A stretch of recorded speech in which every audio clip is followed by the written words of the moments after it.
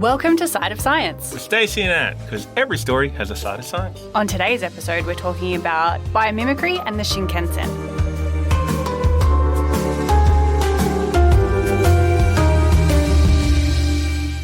Hey, Anne.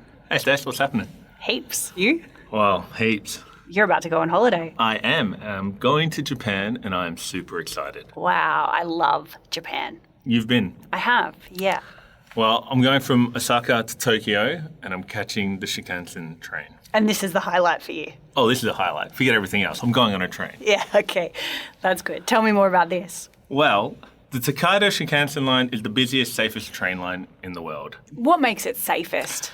I'm guessing it's measured by the number of accidents they have. That works for me. Okay, just wondering. Yep. And they don't really have accidents. Japan is very proud of their train line. To give you an idea of how proud they are, one time one of their trains left Tokyo Station 20 seconds early, and the train company issued a national apology on TV. 20 seconds early? Early. Wow. I mean, we'll be lucky in Australia if they cancel trains, replace them with buses, and they expect us to thank them. Yeah. So, just to compare it. But anyway, the train line between Osaka and Tokyo is the busiest train line in the world. It's about 515 kilometres between the two cities. So that's from Melbourne to Sydney? Probably not, a little bit shorter than that. Okay. But it takes about 2.5 to 3 hours. So your trains are running between like 260 to 320 kilometres an hour. That's quick. That's like an F1 track averages around a track, around Albert Park, for example.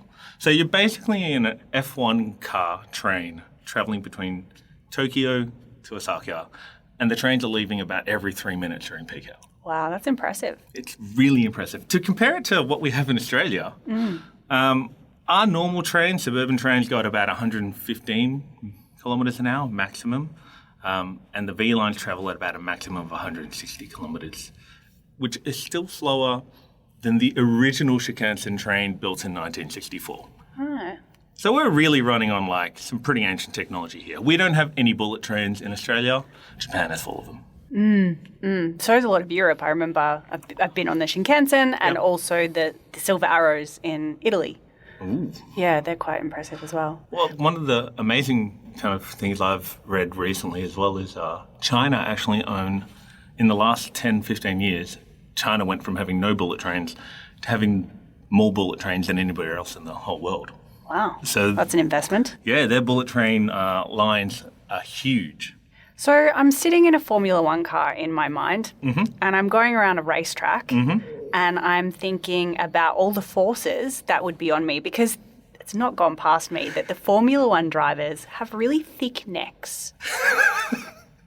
Okay. And I think this has something to do with like G-forces and and how kind of strong the neck muscles need to be. So you reckon that a Shinkansen train driver might have a pretty thick neck too? I'm wondering if there's like a correlation here, if he's got to do some exercises because he's in this day in, day out. He's got the iron neck going. And Yeah.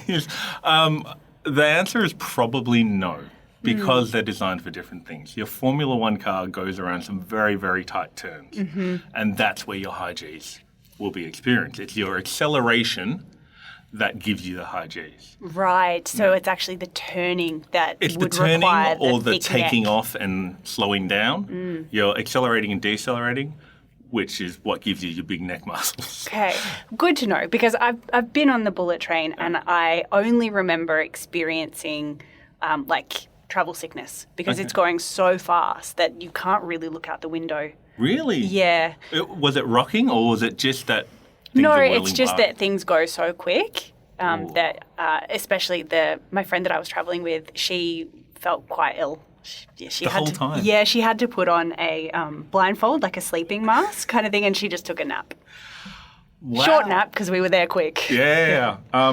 Wow, I'm interested. That's quite amazing. I've never felt that way in Melbourne, put it that way. No. I've travelled on the V line many times when I can actually get on the train when it's not cancelled.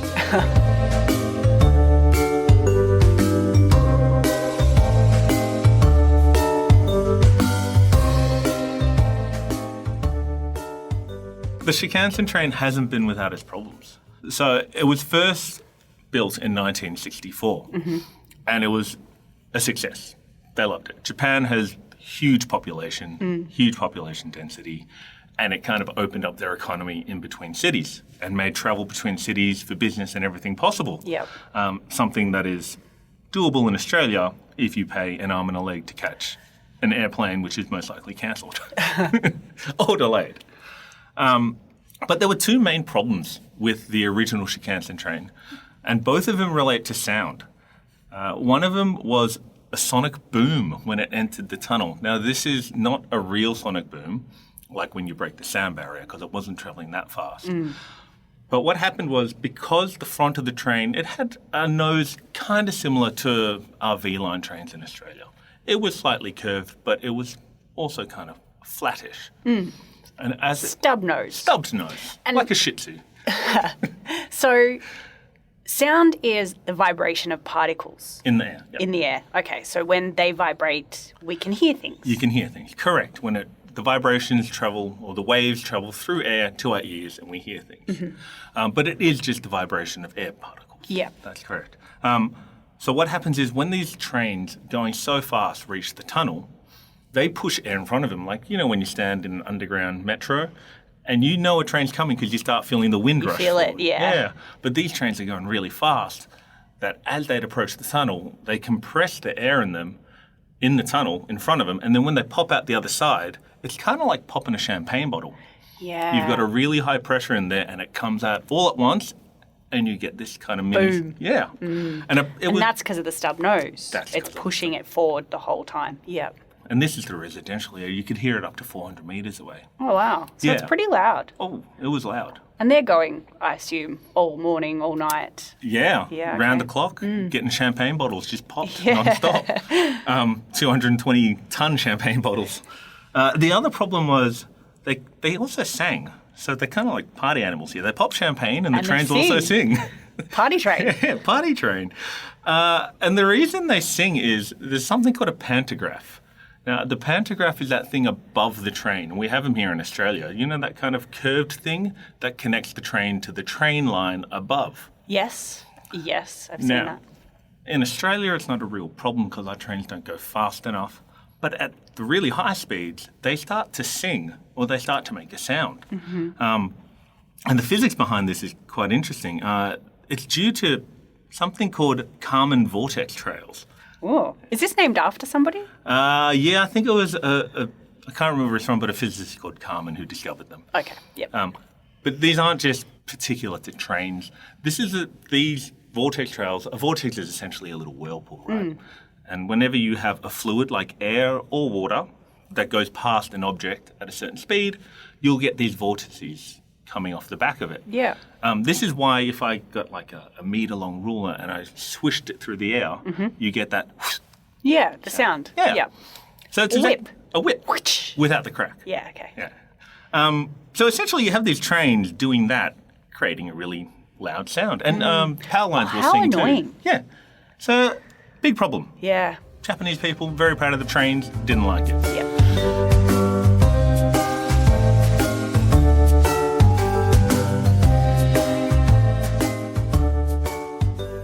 So we've got two problems here.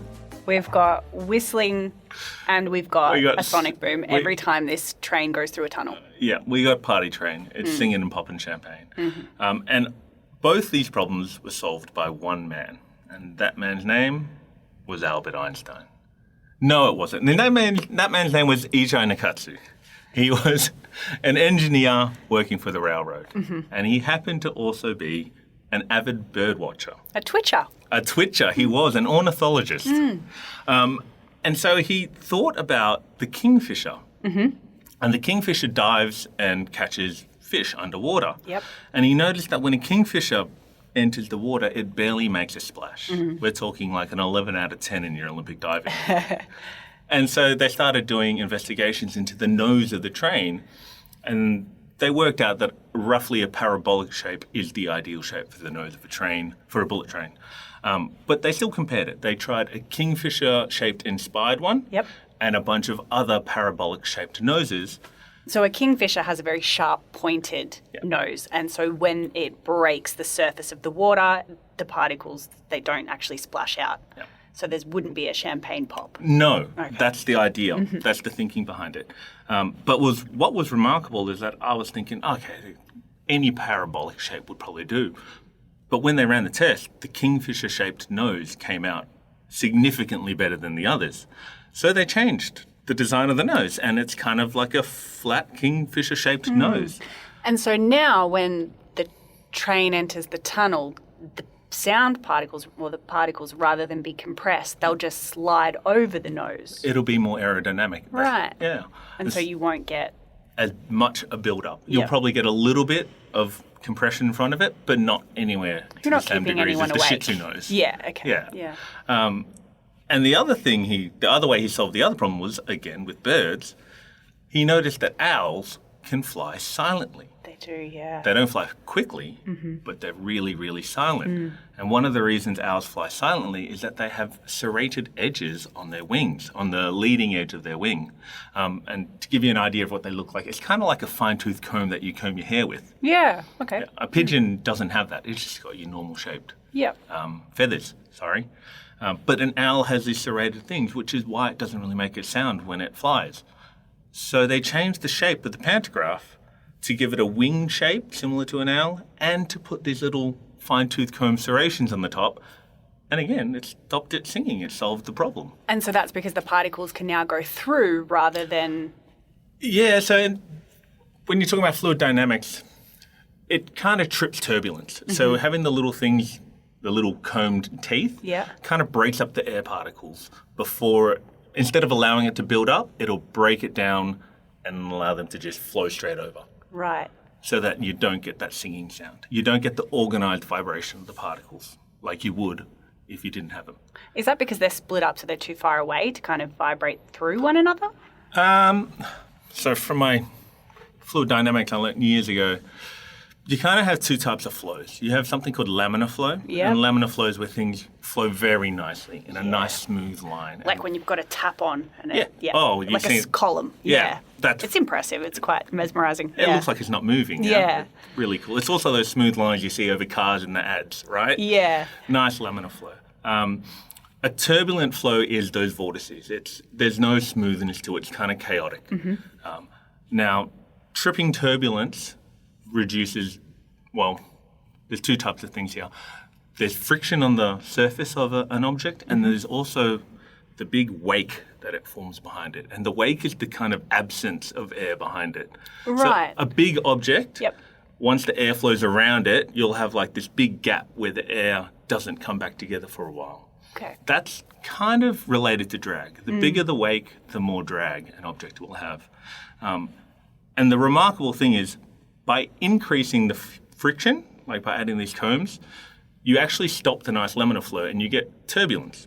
But that reduces the wake. It's also why golf balls have ripples on them. So your golf ball, when it's smooth, won't travel as far. Is it 336 dimples on a regulation golf ball? Don't know. Okay, we'll go with that. How do you know that? I'm not sure. But essentially, as the air flies over a golf ball, the little dimples will cause it to go turbulent, and that'll reduce the size of the wake, allowing your golf ball to fly further. That's clever. And so they kind of did a similar thing with the pantograph. They made it a wing graph. And I'm going back to the Formula One car, thinking that you don't want drag on a Formula One car, so they make them kind of really low to the ground and not very wide so that air could go straight over. Yeah. Did that make sense? Is that what you're... Kind of, but the Formula One cars also have another issue in that they travel fast enough that you need pressure on the tyres on the ground.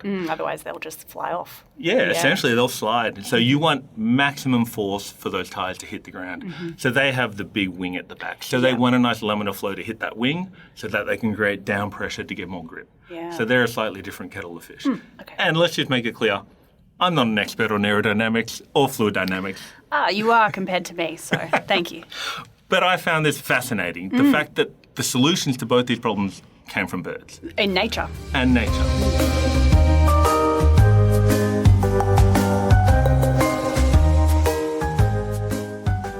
Isn't it amazing that a lot of our problems can be solved in nature by looking at something like biomimicry and how biology, well, how we can mimic real-life biology? Yeah, and that's essentially what this engineer did. He mimicked the birds with the train and solve the problems. Yeah, it brings to mind another example when you're talking about the vortices. Oh, yeah. And correct me if I'm wrong, but whales, the flipper of a whale, kind of the shape of it, they have little bumps on them. And so that reduces the vortices that are created so that they can move through water without all that drag. I wouldn't be surprised if that's true. I think this is true because they've actually modelled wind turbines. The shape of those are very similar to a whale flipper. Yeah.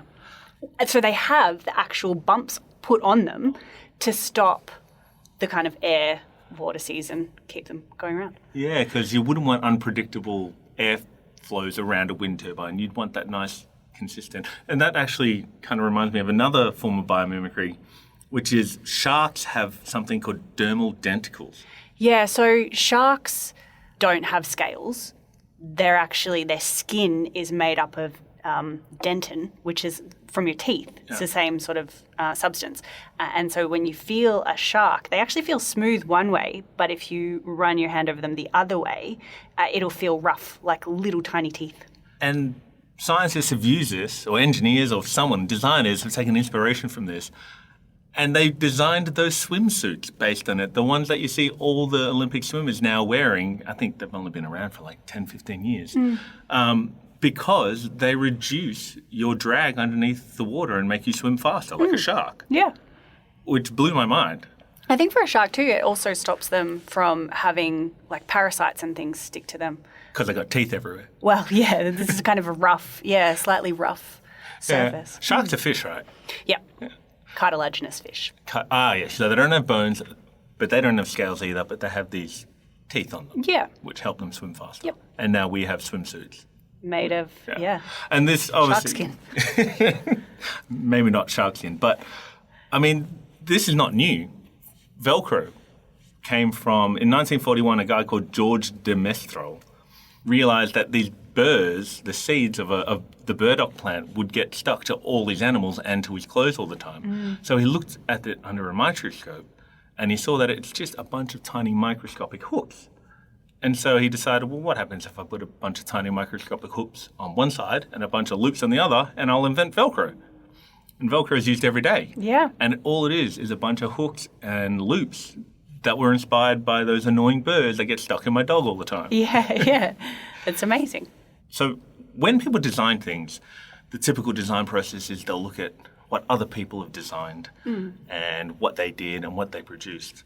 But I think the kind of fascinating thing here is that instead of looking at what other people have designed, we should be looking at what nature has designed. Like, nature has perfected a lot of animals over millions of years to be perfectly adapted to their environment. Yeah, definitely. And I think they do, but I think what's really interesting about biology is that there are certain elements that can't yet be created synthetically. So I'm thinking of like ligaments and tendons and things like that are made up of these amazing, fibers in biology that really we can't yet. We don't have a replacement for an ACL yet, do we? Other than my hamstring tendon, which they use. Yeah. Yeah, there's no artificial replacement for an ACL. Yeah. So there's so much in nature that we can still learn from. So I started looking into this biomimicry thing because I'd never heard of it before. And the term's only been around since 1997 when a biologist called Janine Benyus wrote a book called Biomimicry. And in it, she outlined how we can take inspiration from nature for a whole lot of things. So there's kind of three ways that she reckons we can mimic nature in our everyday design processes. And that's mimicking form. Yep. Like the shark teeth and the trains. Mimicking processes. So that would be something like solar panels, trying to mimic photosynthesis in plants. Yeah, which is all the rage now. Mm-hmm. And the last one, which I'd never even thought of, was mimicking whole ecosystems. But it rang a bell when she started talking about, if you think about a whole ecosystem, there's no end product. It's a cycle. Everything gets reused by another plant or bacteria. And if we look at our curriculum these days, they talk about recycling, upcycling, and a circular economy. Yeah, sustainability. Yeah. So the old idea was once a product was done, you throw it in the landfill. And now the new type of circular economy, which is all the buzzword now, is basically just mimicking an ecosystem. Yeah, that's really clever. Yeah, so I thought... Easier said than done, isn't it? Yeah. Yeah, I mean, what do we do with old solar panels, for example? Yeah, at the moment, yeah. But once you start thinking in that way, well, then somebody could come up with an idea. And I started thinking about how could we mimic nature for this podcast even? Oh, and what'd you come up with? Bees. Yeah?